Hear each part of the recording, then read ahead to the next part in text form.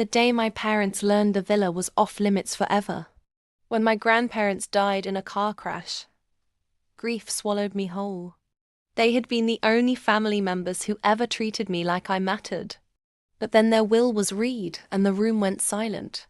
The $26 million Mediterranean villa? It was mine. Not ours. Not family property. Mine. My parents' faces twisted like spoiled milk. My mother immediately hissed, "You'll sign it over to us." My father didn't even pretend to be polite. "You don't deserve this. Hand it over." I refused. The next day, they proved just how little love they had for me. They kicked me out of their home, shoving my clothes into trash bags. I walked out without a word, and into my grandparents' villa. That night, I slept in a bed carved with gold inlays, surrounded by walls lined with priceless art. I could almost hear my grandparents whisper, "You're home now." But morning brought trouble. I heard the gate open. My parents stormed in, voices echoing through the grand foyer. They had come to evict me from my own property, waving papers they claimed would transfer ownership. I didn't bother to argue. Instead, I stood silently in the living room, with him. The moment my parents saw the man beside me, they froze. Tall, sharp suit, a face they recognized instantly, because this was Julian Cross, one of Europe's most feared and influential real estate attorneys.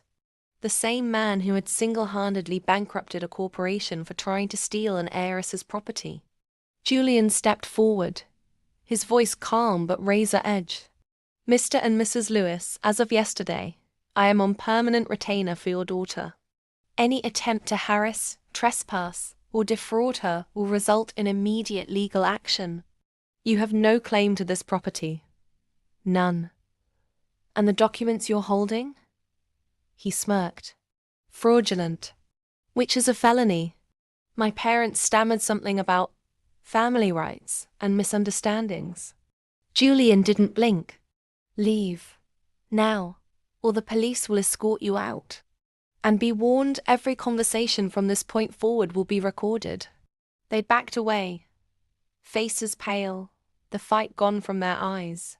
They knew they couldn't win, not against him. Not with me holding every legal card. When the front doors closed behind them, Julian turned to me. "You were right," he said. "They never loved you. But they'll never touch what's yours." That villa wasn't just my inheritance, it was my fortress. And with Julian at my side, my parents knew they couldn't bully me anymore. Sometimes, revenge isn't about screaming or fighting. Sometimes, it's about standing in the home they wanted to steal, next to the one person who can make their worst fears legally uncheckable.